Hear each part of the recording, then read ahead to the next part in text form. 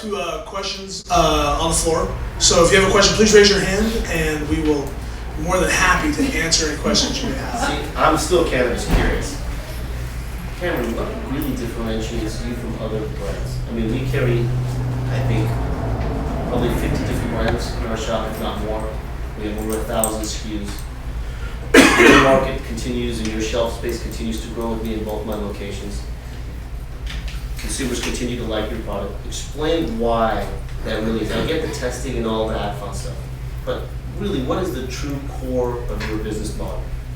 Yeah, I think this is really important, actually. The company is called Sunderstorm. A sunderstorm is a thunderstorm where the sun shines through the rain clouds.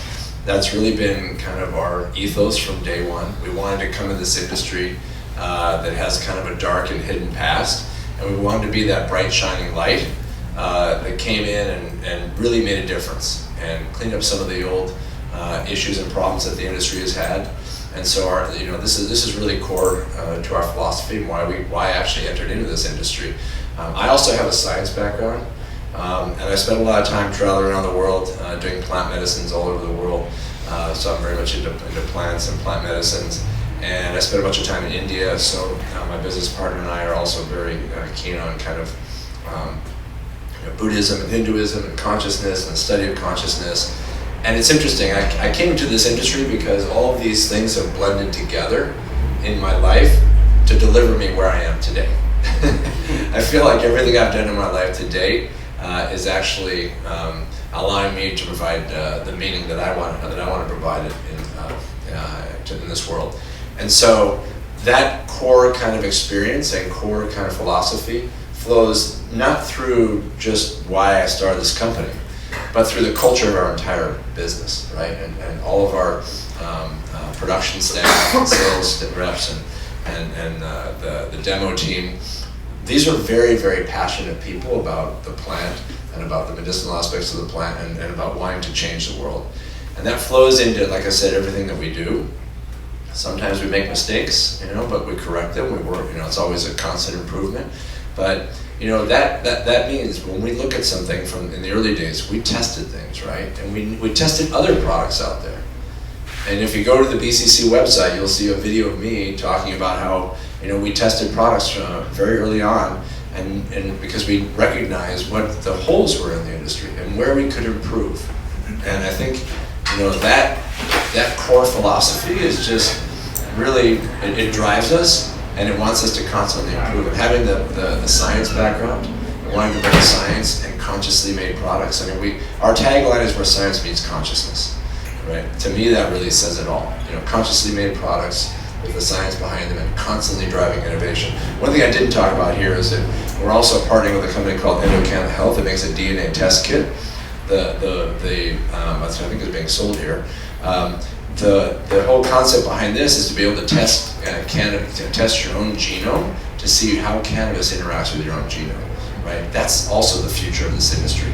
We constantly want to push science and innovation because there's been a dearth of it for way too long, and the Israelis have had a massive upper hand on this. So we want to get back in the game and create some real science here in the United States. I don't have a question. People know that I'm a cannabis advocate, and they always ask me questions, right? From basic questions to the more advanced. What is the safe, obviously here everybody's an advocate. What is the safest way to respond to people when they ask, how should I start? What do I need to do? I have this. I started giving my dad a CBD THC mix about a year, almost 8 months ago. He has Alzheimer's and dementia. I didn't go to a doctor, we didn't go to a cannabis doctor or anything. I was just tired of the pain that I was seeing him. He was getting agitated or irritated.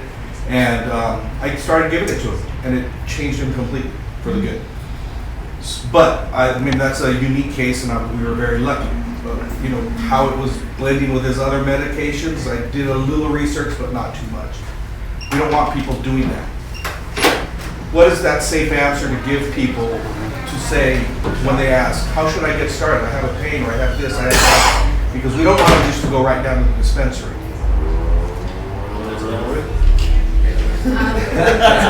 Hey, you said you were the dosage expert. That's a good question.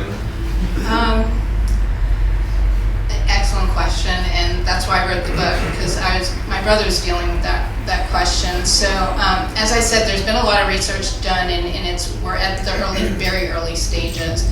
But there are some indications, and you can find them everywhere. I have one in the book that I wrote that lists all the different indications, all your different medical conditions, and it tells you different cannabinoids and terpenes now, and as I said, in the future there'll probably be more. Yes, there's a poster right here. That's a great poster. Oh, thank you. Thank you very You guys much. have it in Calgary Medical. I've seen it. They should have it on the walls here if they don't already. That's a fantastic. We had that design. It's taken from one of the tables in the book, and we had it made up into a poster. And what it does is it lists all the different conditions on the left, and it has, what I did is I went out, and again, there's a ton of research, and of course people don't agree, and what I did is I just collected all the information and said, okay, these people reported this, and these people reported this, and when you kind of aggregate it all and put it together and trying to make some sense of it, you get this little table here, which essentially what it shows is it starts here from pure CBD. CBD to THC is the highest, and it goes down to this is pure THC. This is pure CBD. This is pure THC. So 1-to-1 ratio right here is equal amounts THC CBD, and a default would probably be to start there, because again, most things you want to use THC. A couple of things you don't. If you have anxiety and depression and PTSD and epilepsy, especially, and like for a lot of the stuff for kids, you're not using the THC. But there's information out there on which ratios you could, and that just gives you kind of a guide. And it turns out that there's pretty much 3 general categories of ratios, and they start out as the low that are the THC dominant, and so there are ratios that are less than 1-to-1 CBD to THC, and then you have the group that's mostly CBD that's up near 15, 18, 20-to-1, and then you have a bunch around 2-to-1, 3-to-1, 4-to-1, maybe 10-to-1. And again, you're just kind of playing around with these. If I were to start, if I had a condition and if I didn't know any better, I would probably start with the 1-to-1, and I would probably start with, because I'm very conservative, 1 or 2 milligrams of THC. So that means 1 or 2 milligrams of THC and CBD. Take that, wait several hours or a day, see how I react, and then look to see kind of what the studies say. If they say I should go to like a 5-to-1 or a 1-to-1, then kind of move in that direction.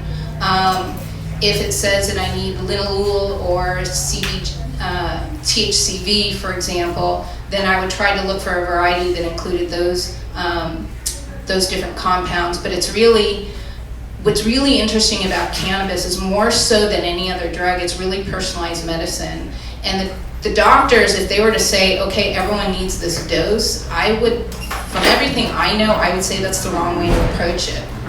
And basically what you want to do is, if for each different patient, it's going to be a learning process. And everything I've heard is it's going to take you a month, 2 months, 3 months to start to figure out what's best for you. And what you really need to do is start somewhere and then adjust the dose towards your ideal dose.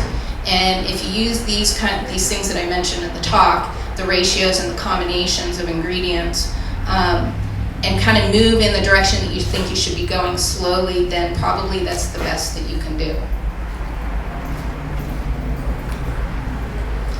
I'll add something to that as well.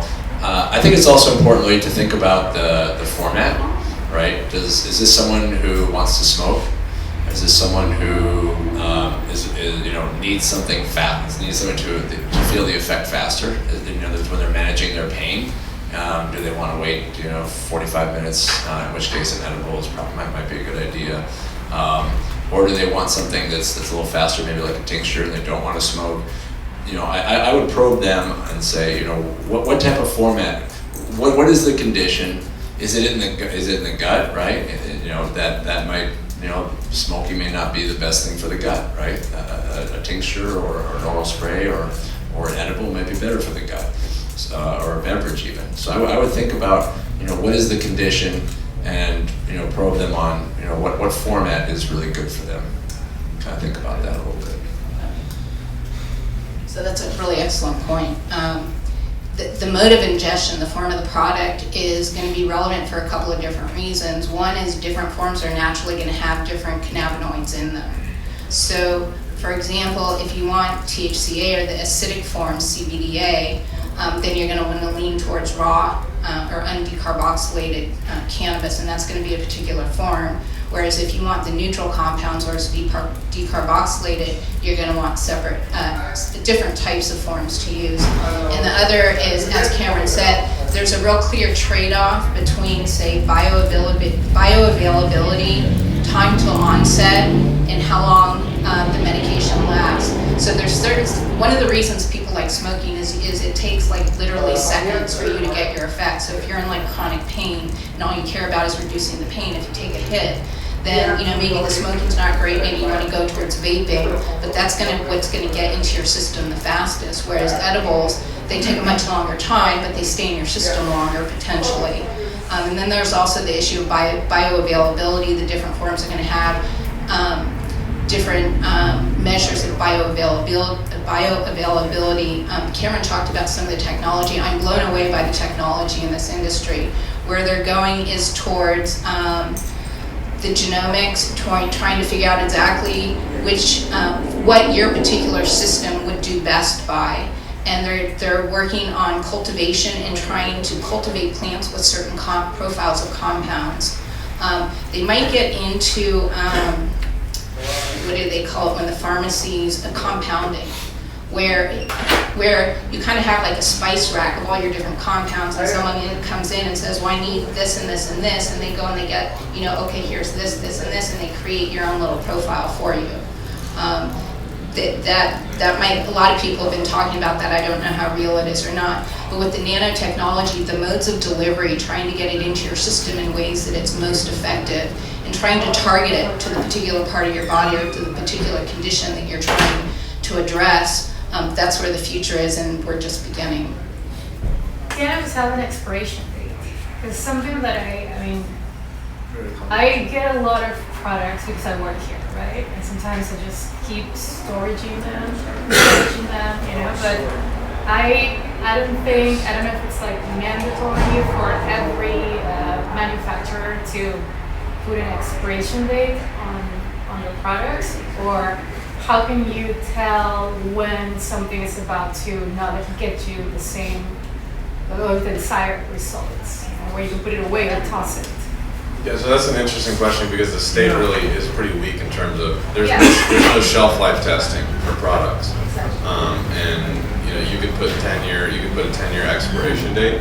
We do have some clients that have been doing shelf life studies, and we found it's like obviously with the food and the more perishable products is it's typically whenever that would expire, whenever a gummy would expire is probably the same time when you shouldn't consume that product anymore. With some of the flour and things like that, we've seen that after like 90 to 120 days, it really depends on the type of container that it's sold in. Like some people do the nitrogen-filled cans, some people do other products. Those retain better, but there's this thing called the vampire effect. It's something that's sealed really well, so you can open it in 6 months, and it's good for 2 days, and then after that, it's 6 months and 3 days old. So that's something that the state really has chosen not to regulate yet. It's kind of up to the manufacturers and the product makers, but I would say generally if it's like a food or perishable, it falls in line with that. The vape carts, we don't know. We have people that have carts that are 3 years old and they test the same. On our social media, that is asking, now how would this be treated like a medicine? Now this person has PTSD, ADHD, anxiety, and depression. Now how would they take that as a medication? Would it be as needed or every 4 hours? They're curious about how to consume it to treat all those ailments. That's definitely a tough one. You want to take a stab at that one? I'm not a doctor. I'm not licensed. I've read a lot based on what I've read. This is one of the things we're trying to grapple with our technology is a lot of people today have multiple conditions, and different samples are going to address different conditions. And what if you have multiple different problems? How do you deal with that? I would say those diseases or medical conditions, they tend to cluster at the top here, and so most of those are low THC symptoms. From everything that I've heard, people don't really have set like every 4 hours or every 6 hours. They kind of take it when they need it. They see how long it lasts, and when it stops working and they need more, they seem to take more at that point. So that's kind of my sense of how it generally works. That's probably the best that I can do. I can go that too. One thing I was going to add to that is kind of like what Ruth said earlier, it is kind of trial and error. You're going to have to try different things, try different edibles, different smoke, different.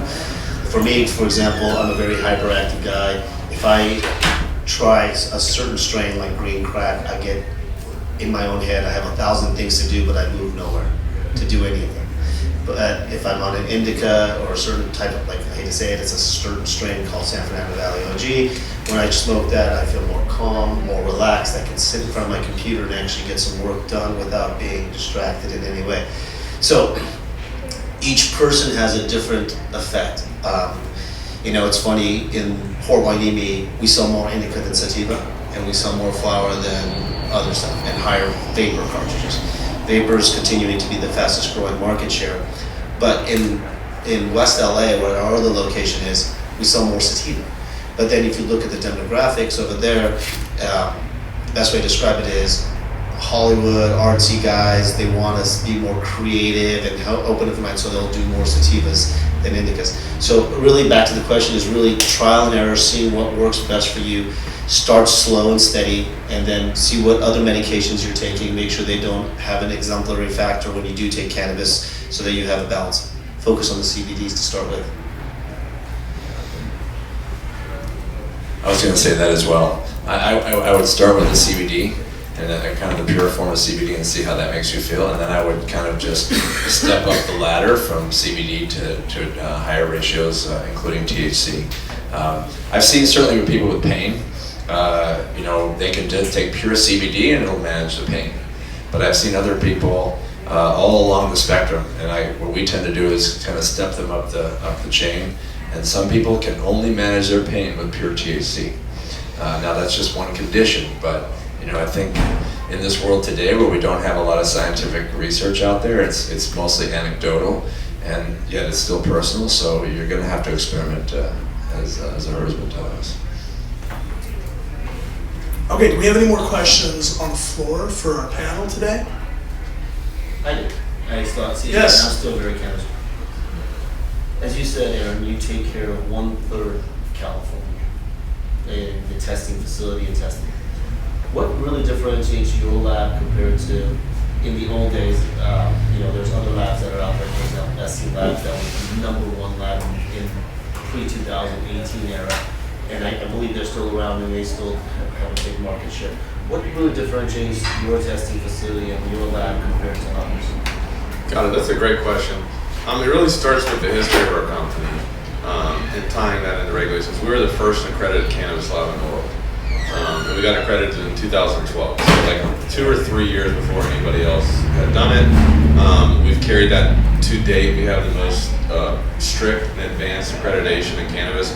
Of the 19 labs, there's only 2 that have the full accreditation for every assay. The state gives you a year after you get licensed to do it. We did it a year before it was even required. So it starts with that. Our facility, we developed our facility really with compliance in mind, like to be able to handle the workflow of all these samples.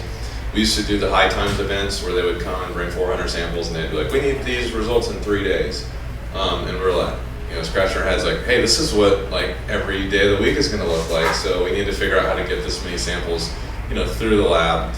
Also in terms of like marketing support, we really do a good job there of educating. We kind of have 3 buckets. We, on Instagram is how people in this industry market. We do, funny content where we kind of, make a little bit of mock of like black market stuff, some other issues. We do educational content where we teach people about terpenes and different tests we do. And then we do client features where we show off people like Thunderstorm who are doing everything right. We have a long-standing relationship with, and we're almost in terms of like we're endorsing their products, saying, hey, we test, we see all the data, and these guys are doing it right. When you buy one of their products, that we've tested it, and you know what you're paying for. Speaking of that, since you guys mentioned that Can a lab market and help a brand? Are you guys partners? Can you guys be? So there's no financial partnership, but we can, we can promote, our brands, which we do. And, going back to the amount of testing that we do, we test for probably of the top 20 brands in the state, we probably test for 15 of them. So we'll know pretty soon what our actual market coverage is. We actually test more than 50% of the products because we're testing for like the biggest brands. So we're doing a third of the compliance test, but the products like, for instance, CAM has batches that are in the thousands, whereas there's a lot of smaller manufacturers that are 500 to 1,000. So we should know pretty soon within a month or two once Metric spits out data, but we believe we're like in the 50 to 60% range in terms of when you actually go buy a product, there's about a half or greater chance that we tested it. You mentioned the word metric. Can you explain that to the consumer? Yeah, so Metric is basically it's accountability, traceability software system that the state is requiring everybody to get on. And what Metric does is it tags it starts with these tags, which are like RFID chips, and they go on each individual plant that a grower has, which is basically the start of anything that any one of us do starts at the cultivation source. We all have to either, we test, but CAM has to have material for vapes, for other products, so it starts there. It follows the lifeline of that process. The flower comes down, it's sold as flour, some goes to extracts, it follows it to the extracts. It follows it all the way through to the end retail sale. So they have a complete chain of custody for the product. It really helps skirt the black market. It also helps make sure that the state's collecting taxes for all these products, which are, taxes are a good thing. That's why we have roads that we can drive on. That's why we have public schools. That's why we had consumer safety. A lot of people, taxes get a bad rap, but I think if we didn't get to experience the things the taxes paid for, we'd all be pretty upset. Yes. Interesting that you just said the metric system and hemp-derived CBD does not fall under the metric system because doesn't have THC. So and it does. You can't ship it nationally. So what should consumers be aware of in those two different areas? So that's a great question, actually, and I tell people this all the time. Cannabis products are 1,000,000 times safer than CBD products. Going back to the 3 years ago, everything had pesticides in it. There's really no requirements right now for CBD products, and they're federally legal, depending on whose legal opinion you go by. We test for some CBD. Really, the only requirement for CBD right now is we just did the first California hemp CBD test in history, like this past month. You'll have to do one potency test. The guy had 100 acres. We did one potency test of hemp product, and that's it. That's the only thing required. No pesticides, no heavy metals, no final product testing. We tested, we did one potency test in a hemp field. That was just to determine THC. That was just to determine THC level, and that's gone on to make products. So, we work with several CBD brands, and we're, big advocates. American Safe Access has 100,000 members. We're working, through them with the FDA to kind of suggest some, testing and accountability for hemp. But right now, it's very lacking. You're actually better if you're in the market for a CBD product. You're better off going to a dispensary and buying something that has cannabis-derived CBD. You're going to actually know what you're getting. There's product safety, all those things. Whereas in the hemp market, there's some good brands, but I would say more than half of the stuff out there right now is not quality. It doesn't have what it says. We did a piece for CNBC. They brought 20 products in, 20 hemp-derived CBD products in. 3 out of the 20 passed the California cannabis regulation testing. As far as labeling goes, and maybe you can help add to this, there's been a lot of studies done that show that if you look at the content, if you look at the label on the package, and then if you go and actually test the product, those two sets of numbers don't match. And many different, I think I've read 3 to 5 different studies where they've gone in and each has separately looked at a variety of different products, and they found maybe a third have the potency that's reported on the package, and you have like CBD is either higher or lower than the labeled product, and the same with THC. Some people, there's been a variety of explanations for this. One person said, and I was going to ask you to get ready to answer the question, well, perhaps if it's sitting on the shelf and it's aging and the compound mix is changing over time, that could account for the change in the label contents. But from what I've read, most of it is either the labs or somewhere along the line someone's cheating, and they're labeling with higher contents because they can sell it for a higher price or more people will buy it. But there's also a lot in there about how while the state mandates testing, there's no protocols, and that different people will use different methods to do the testing and come up with different numbers. And at some point, they need to come up with standards and protocols so everyone's using the same type of equipment and getting hopefully more alignment in the way they're doing the processing so it can be more consistent. Do you see the standardization or any sort of mandated protocols that are going to help normalize this problem? Yeah, that is a big problem in terms of, even we deal with it on the, on the analytical side, is our suppliers aren't regulated like we are. And so people can choose suppliers depending on certain things like you can buy potency standards that will give you basically a higher potency method. So yeah, we're going to the BCC lab. They're having a lab workshop this week, and that's one of our recommendations that we've been piloting. Is they've got a great framework, but there's no, like in the FDA, if you're doing pesticides, you get 3 options. So everybody's doing pesticides one of 3 different ways, and it doesn't matter what type of instrument you have. You have to follow one of the 3 processes. And in cannabis, it's like you can make up your own and validate it. Like I always tell people, like there's some other labs that don't, have the, moral turpitude to do everything right. The ethics aren't there. They just want to be able to print highest potency and pass everything so they can keep the clients who aren't trying to do everything right happy. And there's really no way to police that within the framework. There's a lot of room for manipulation where you could technically say you're doing everything right, but it's not really right. I'll talk to that too. I mean, as Aaron said, we've been using CannaSafe for a long time. But we did spend a fair amount of time canvassing other labs in the industry and trying for various products. And we have found a variety of inconsistency. And a lot of it has to do with just sort of rigor in their processes, and certainly with the, there needs to be improvement in the standardization and the standards themselves. And what we found in other labs, for example, is that they have a fair amount of variability in what they test. We test the same thing and we come out, and we test it twice and it come out with different results that with a greater variability than we had hoped, which is why we went back and do everything now with CannaSafe. So having a brand or having manufacturers that also work with the right labs is very important. It's hard for the consumer to know, but at least we're moving towards where we need to move towards. But there's still room for improvement. That's where you go, hopefully, rely on good dispensaries. At the end of the day, we actually look at the COAs, we look at where the lab testing is coming from, we're looking at which brands are doing what and how they're doing it. And hopefully, we have a team here that actually looks at all the products and services. It's not just based on price, but actually quality of product, and they see where the testing comes from and going from there. So it is really important that the dispensaries are the differentiating factor in that sense.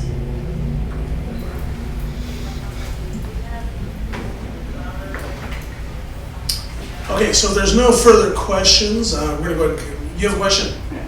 Are there any plans to bring some of those lesser known ones,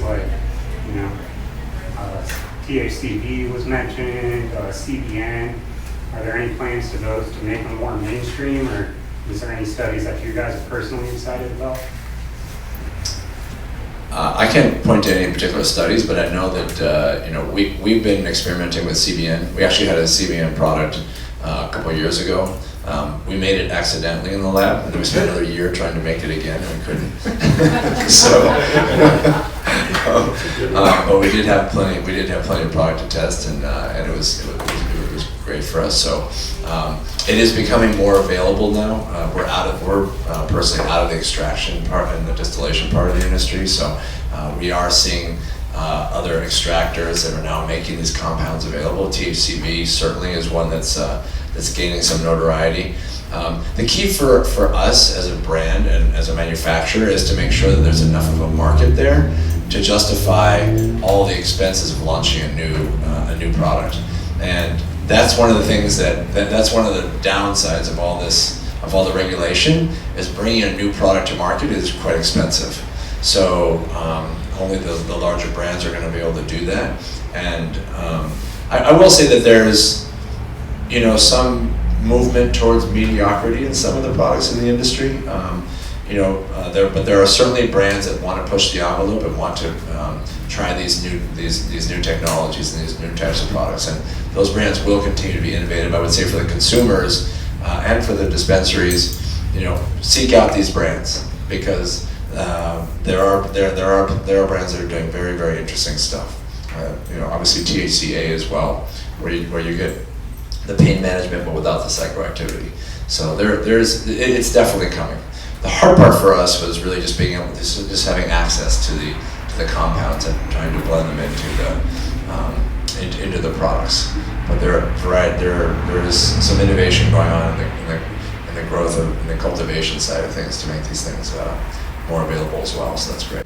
As business owners and people who've been working in the cannabis industry, other than banking, other than the stigma, other than education, other than social equity, what do you see as the biggest challenge that cannabis faces, either as an industry or as you individually in your businesses? And what are you trying to do to make that? That's an hour-long question. This really bothers me about the cannabis industry. You do get the award for the best questions for today, though. From our perspective, I think really the biggest challenge we see in California really is kind of a battle between shifting from the unlicensed market and getting everybody into the fully regulated market, at the same time competing with a lot of money that's coming in the industry. So we're kind of, those of us that are in the industry are kind of getting squeezed from both sides. One side is a lot of competition and a lot of well-funded companies that may or may not be doing the right things. Some are, some aren't. And then also, just getting through this, all the regulations, and then also having to compete with what's out there in the unlicensed market. I think one of the things we've learned a lot here today is the unlicensed market is really a problem. We all came from the unlicensed market, so it's hard for us to really, say bad things about it. But the truth is, there's so much good stuff that's coming out of the licensed market, is that we just have to shut down the unlicensed market, and that's a huge challenge. The fastest way to do that is to tell the consumers to shop at shops like Wheelhouse here. That's the best way to do it, and you have to pay the higher price because it's well worth it. Anybody else? Yeah, I was reiterating what Cam said. Black market is certainly the biggest problem. I think I just saw that the legal market is going to be $3 billion this year in California, and the illegal market is going to be $9 billion. So it's literally 3 times as big.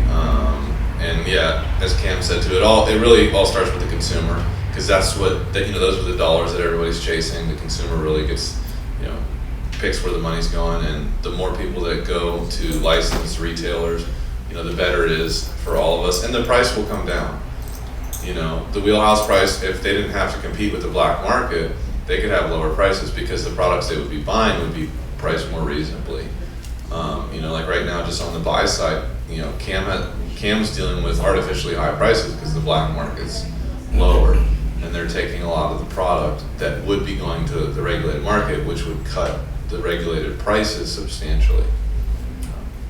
Yeah, isn't what we're trying to do today really the answer to that question, and that's educate the general public into really what's going on? I think that the legal market is being squeezed by the black market and by kind of, I guess they're calling it the unlicensed market, kind of the people who are cashing in on the cannabis gold mine or gold industry without really caring about what they're doing. So there's a lot of fraud, and there's a lot of really bad products out there. And the guys who are trying to do a really good job have a really difficult time competing with that, because all these other pieces, players, they can offer lower prices, and they're really putting the squeeze on the legal players who are really trying to do the right thing. And really, for the legal market to succeed, they really need to minimize the black market and all the fraud out there. Otherwise, they're not going to be able to compete, because everyone wants a good price.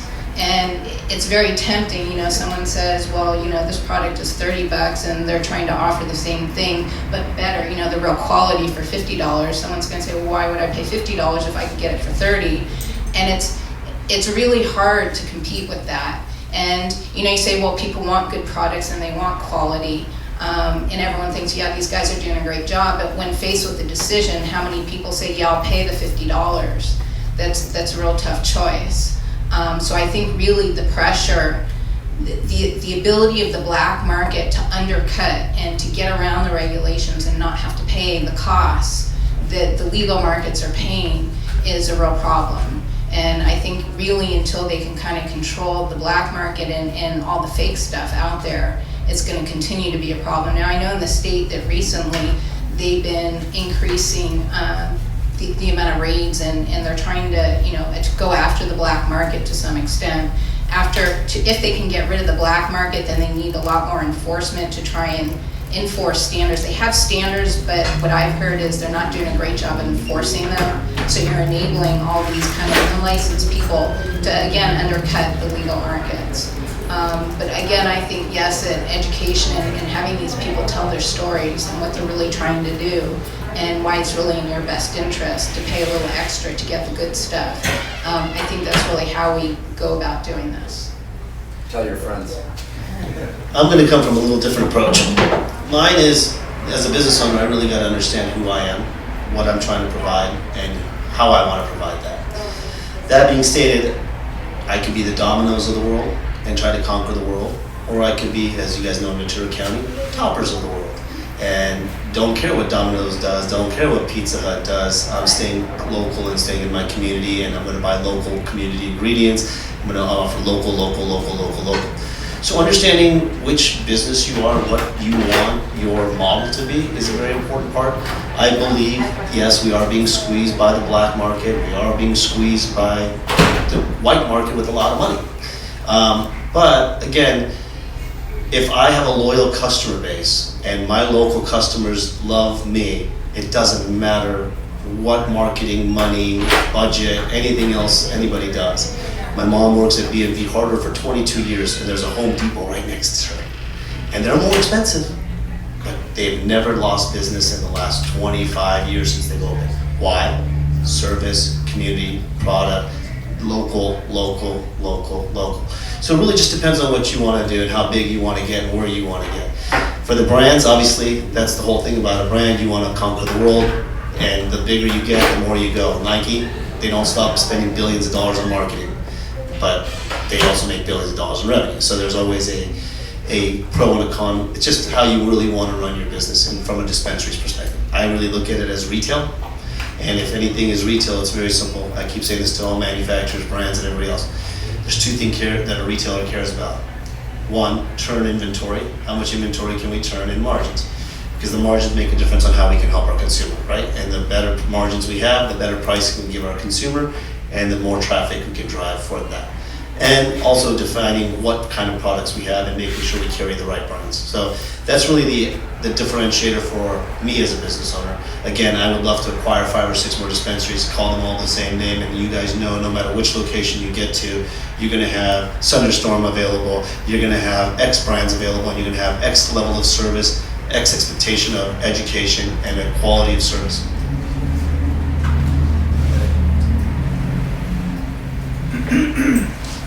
Okay, so I want to personally thank Wheelhouse. I think I speak for everybody out there. Thank you so much for hosting this today, and thank you for being an amazing dispensary. And a big round of applause for Wheelhouse, please. And this is just for me personally, Z, you have a vision, and I truly believe in it, and I hope that much success to this place specifically, because they actually care about this community. So thank you guys. Thank you, Z, very much. This is going to conclude Cannabis Curious, which is brought to you by Wheelhouse. I want to thank everybody for coming out today, and I want to really thank our panel. Another round of applause for them. And that's going to conclude everything today. Thank you so much for coming out.